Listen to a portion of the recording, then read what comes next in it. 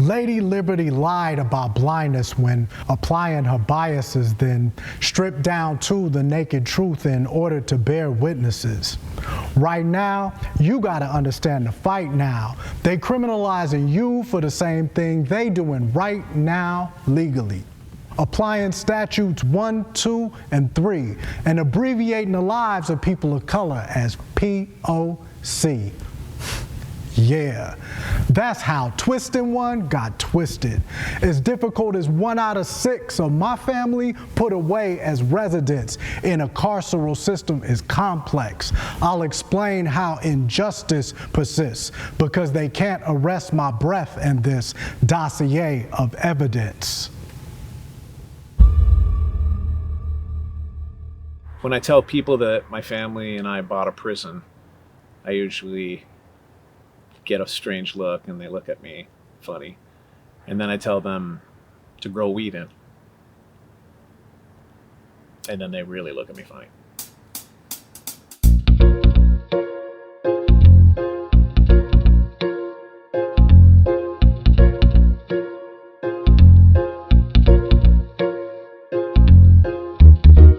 Currently, there are 40,000 cannabis prisoners in the U.S.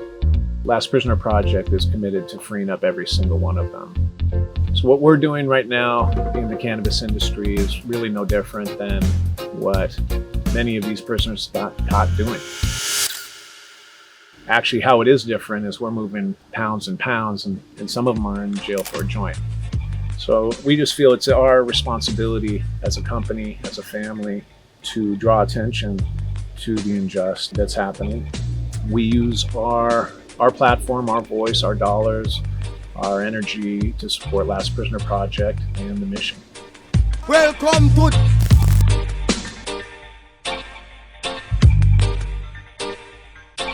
Last Prisoner Project is a nonprofit organization that is dedicated to releasing cannabis prisoners, helping to support their families while they're still incarcerated, and helping them rebuild their lives once they're released.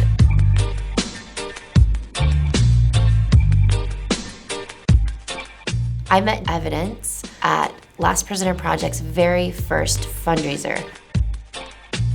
Evidence was one of the very first donors to our organization, and they helped give us seed funding so we could really start to do the work. I was really drawn to Dan and Casey because I could tell that they were incredibly passionate about our mission to release cannabis prisoners.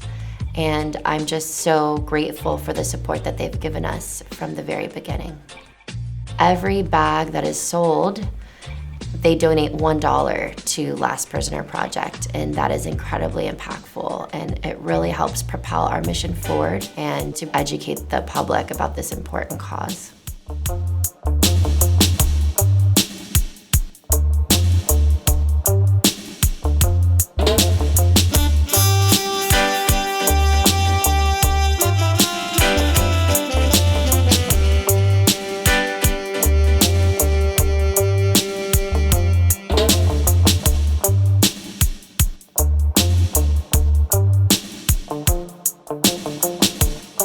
My name's Kyle Walton. I'm a partner in Evidence. I am originally from Michigan and spent the last 10 years in Humboldt County growing weed.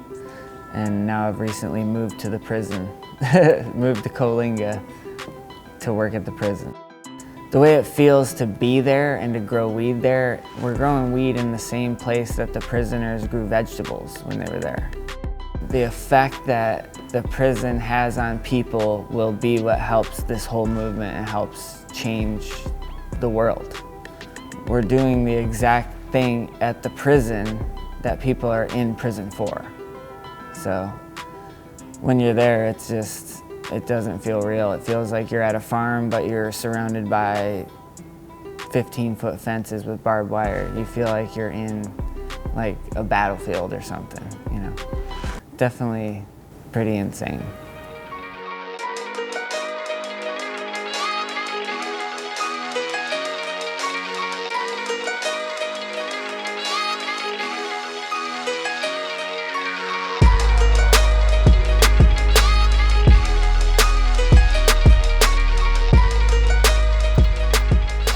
The evidence brand is something really cool, I think, you know what I mean? Because the branding of it all, well, first of all, whenever someone purchases evidence, money goes back to LPP, which goes back to the same mission of trying to free prisoners. And if you check the branding of evidence, it's really, the branding is talking about evidence being something that would be used in a court to lock people away.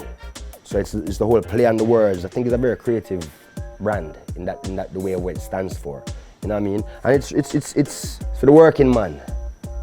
You know what I mean? The evidence brand is for the working man. It's not necessarily something where, oh, you have to be, you know, big, expensive, but some really nice herb where working people are. You know what I mean?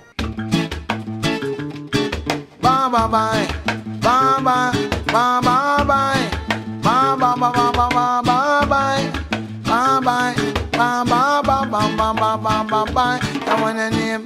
Papa mana mana mana mana papa mana mana mana papa mana mana mana papa mana mana mana. Vibes Papers was curated for cannabis.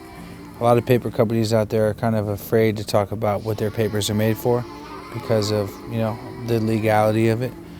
We curated our papers for cannabis, so I've been smoking bud for a long time, and certain bud burns better with certain kind of papers. That's why we have the regular hemp, the rice. I love to smoke certain type of flavors in rice. We have our ultra thins, which is incredible, and our new organic hemps, which is a game changer, and I think it's the best hemp rolling paper on the market. What makes Vibes special is there's a huge monopoly on the rolling paper industry, and when I came in, it was kind of like a sabotage burner from the back end type thing.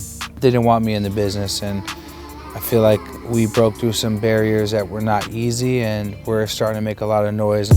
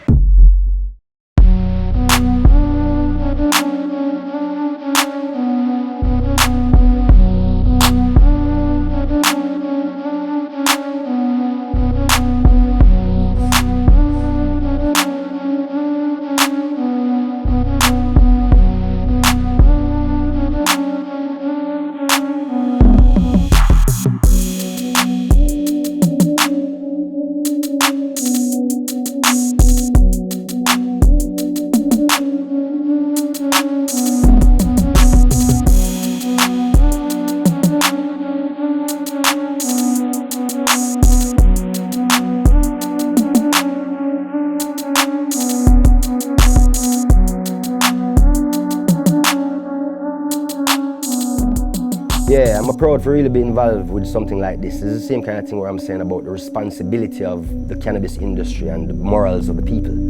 That this evidence is evidence of that. You know what I mean? Where it's not just all about the money. Yes, we want to earn some money, no doubt, absolutely. But we're not sucking people's blood to do that. You know what I mean?